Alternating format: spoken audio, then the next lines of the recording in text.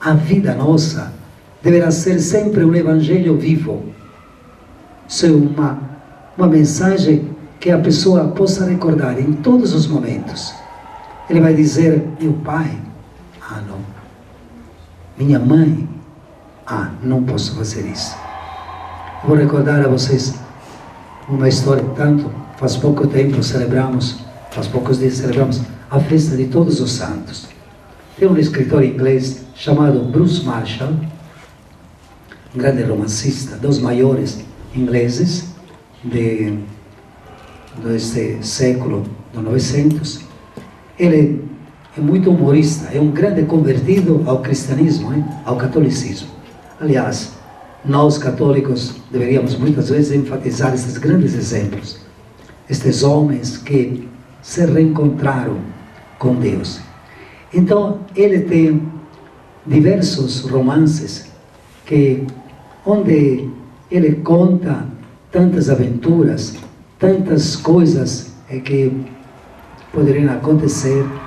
Vai falando, por exemplo, de um padre famoso que é o personagem que ele utiliza muitas vezes como se fosse uma pessoa muito carismática e também muito próximo do pessoal. Mas ele fala de certos exemplos que marcam pela vida toda. Estou dizendo, nós podemos esquecer 1000 coisas, mas nunca vamos esquecer os exemplos que marcaram a nossa vida. Então ele conta de diversos assim, que deixaram uma marca indelével, dizendo que poderia passar tudo, mas ninguém poderia tirar do coração destes jovens o exemplo dos pais. Aquele exemplo que constantemente recolocava em ordem a sua vida. Dizia, meu pai, não, eu não posso deixar de fazer essas coisas porque meu pai me falava. Então tem uma história até muito interessante. Diz de um homem, um senhor. Ele era uma pessoa totalmente desligada de tudo. Mas ele falou, eu já vi na Bíblia que Jesus fala, aliás, no livro do Apocalipse, que fala o seguinte, você não é nem frio nem quente, você é morno, então eu te vomito, não te aceito. Melhor que seja você frio do que morno. Então diz que esta pessoa, este jovem, falou, eu vou decidir, eu já tentei tantas vezes ser santo, não consigo ser santo. Então vou ser o pior elemento que possa ter existido. Então quero fazer algum pecado, mas que de verdade ninguém tenha feito pior do que eu. Mas ele tinha como que uma mania. Todos os dias ele lia a vida dos santos. Todos os dias. Ele conhecia a vida dos santos assim. Ele lia sempre, e tinha simpatia desses santos. Por isso que ele falava, meu Deus, não consigo ser santo. Então vou ser um homem perverso. Então ele já marcou. Amanhã vou começar realmente uma vida perversa. Vou fazer tudo aquilo que tirei mais errado. Mas vou procurar de fazer esta coisa. Ele propôs o crime maior que poderia existir. Já matutou. Então amanhã vou começar. Pelo menos vou ficar a pior pessoa do mundo. Se não fico santo, fico a pior pessoa. No dia seguinte, então, já se levantou com este propósito, mas ele costumava pegar a folhinha do santo. E Santa Teresa de Ávila. Santa Teresa. Mas eu sei, esta santa, meu Deus, era maravilhosa. Ela escreveu todas as coisas, o caminho da perfeição. Depois ela viveu uma vida extraordinariamente bela. Não. Hoje não vou fazer este pecado. Por quê? Santa Teresa, vou respeitá-la. O dia seguinte, claro, amanhã. Dia seguinte, pego mais outro santo. Ah, mas este, eu me recordo, meu Deus, mas quantas penitências que fazia, que homem extraordinário. Mas será que hoje posso fazer este pecado? Não. Hoje não vou fazer porque este santo não merece. Outro dia. Francisco de Assis. Francisco, meu Deus, era rico. Este jovem que era um voyeur e se tornou uma pessoa tão diferente. Não, vou querer realmente... A Francisco, coitado, se ofenderia se eu fizesse este pecado. Não vou fazer. E assim por diante. Cada dia encontrava um santo que chamava a sua atenção. O exemplo. Passaram os 365 dias sem que ele caísse em nenhum pecado. Portanto, conhecer o outro é a condição para amá-lo. Para poder realmente amar, eu devo conhecer. E agora, se eu quero amar o outro, devo, então, me aproximar. Devo conhecê-lo. Vamos ver o que significa este conhecer, porque, às vezes, nós nos iludimos de conhecer. Eu já fiz esta experiência até com jovens, muito amigos. Falei, me escolha o amigo que você acha que está mais próximo de você.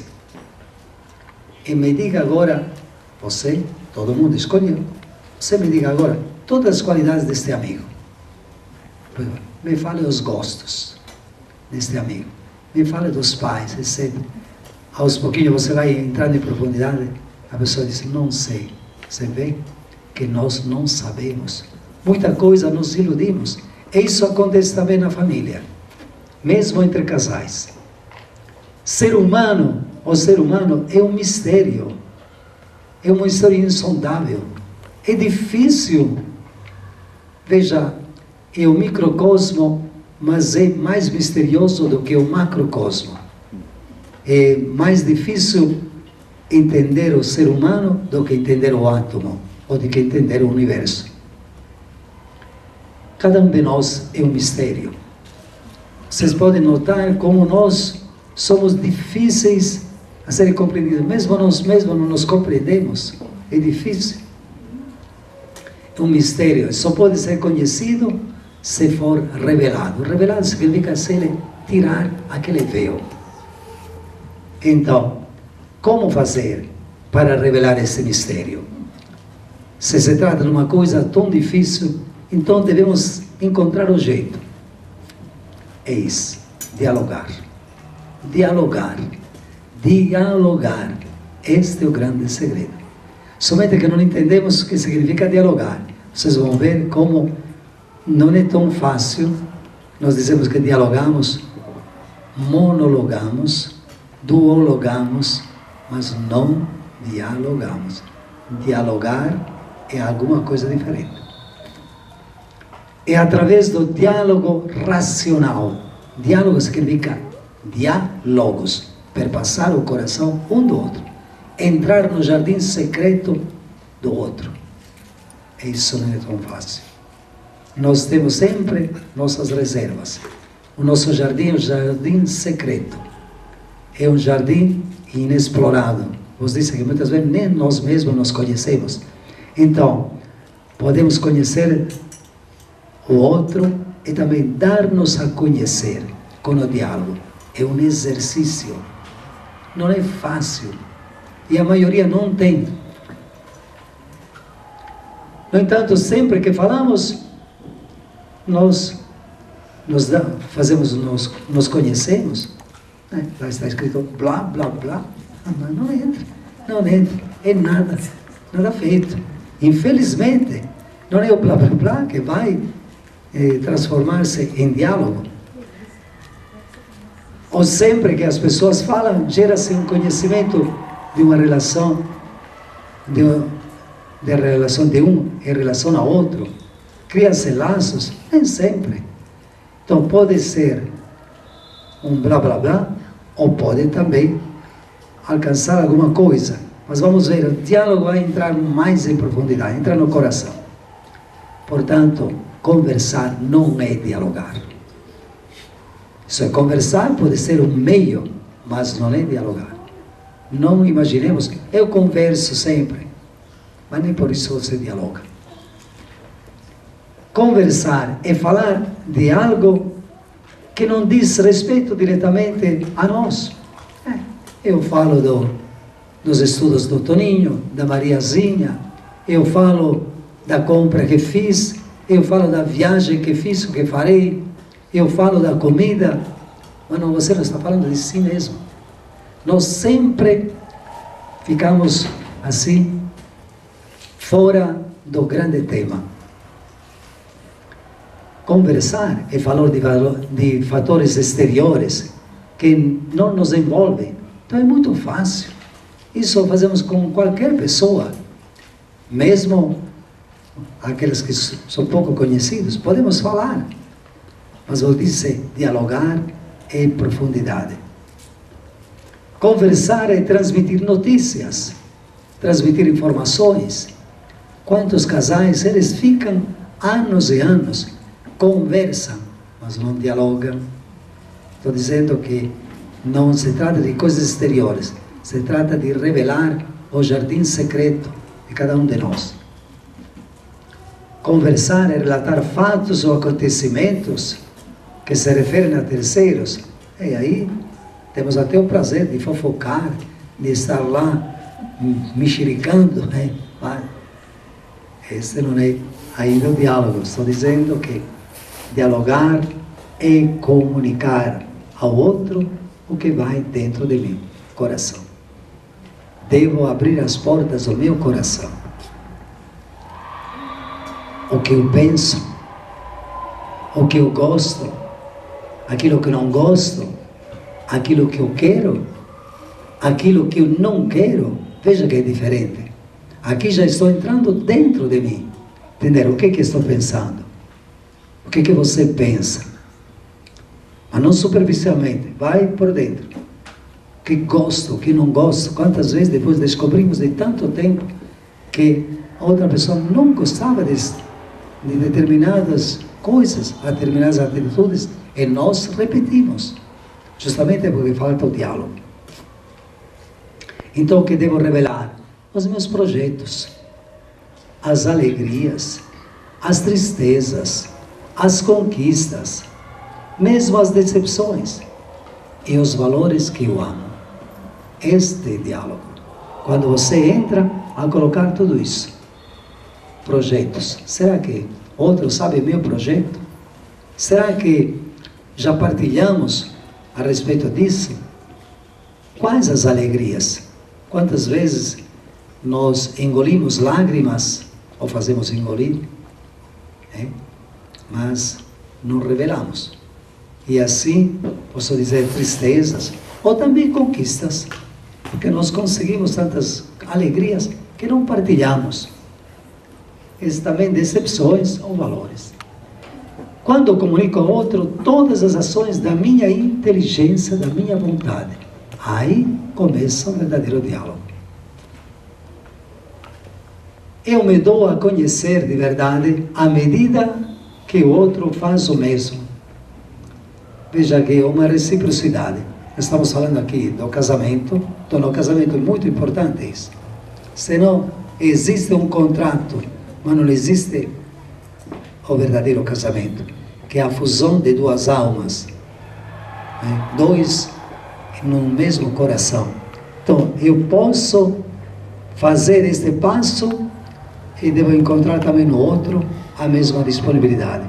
Me faço conhecer e também outro se deixa conhecer. Portanto, dialogar é algo pessoal. Não pode ser superficial.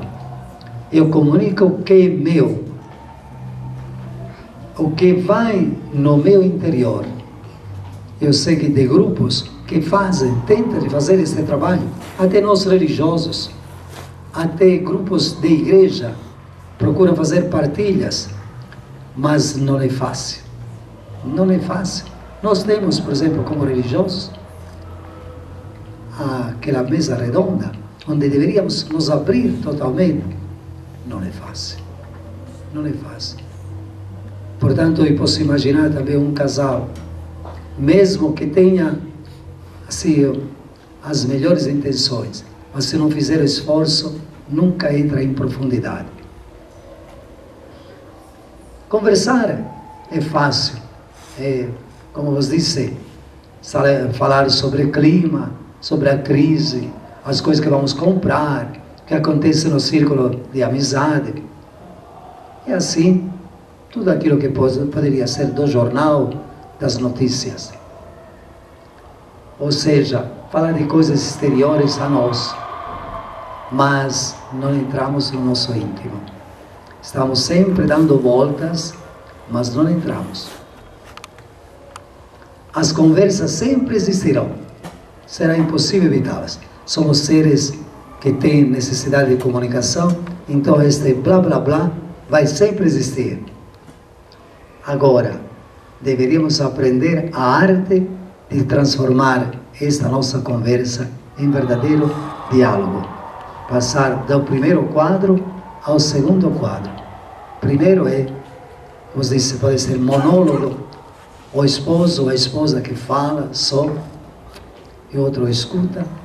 Duólogo poderia ser um fala como ping-pong, né? Responde, etc. Mas diálogo, eu imagino assim, né? Imagina vocês um triângulo. Como é feito o triângulo? Tem os 3 lados e os 3 vértices. Então vocês pegam 2 pontos que são distantes, que vão caminhando para o mesmo vértice. Então, quanto mais você caminhar para o mesmo vértice, tanto mais você se encontra. Então, o diálogo somente existe quando tem o mesmo ideal. Quando a gente é desarmado diante da verdade, não tem preconceitos, então deixa que outros se revelem de verdade e vai em busca da verdade que é comum aos dois. Não posso me encontrar com o outro se, quando me fala, estou fazendo outra coisa e não presta atenção. Pode falar, né? Mas eu não estou me ligando. Veja, esta nossa atitude tem uma importância muito grande. Isso é olhos nos olhos. Captar mesmo, entrar na alma do outro. Portanto, significa silenciar também dentro, não fora. Distintas capacidades para o diálogo. Estão vendo que vocês estão dialogando, hein? Muitas vezes. Aquilo que acontece muitas viagens.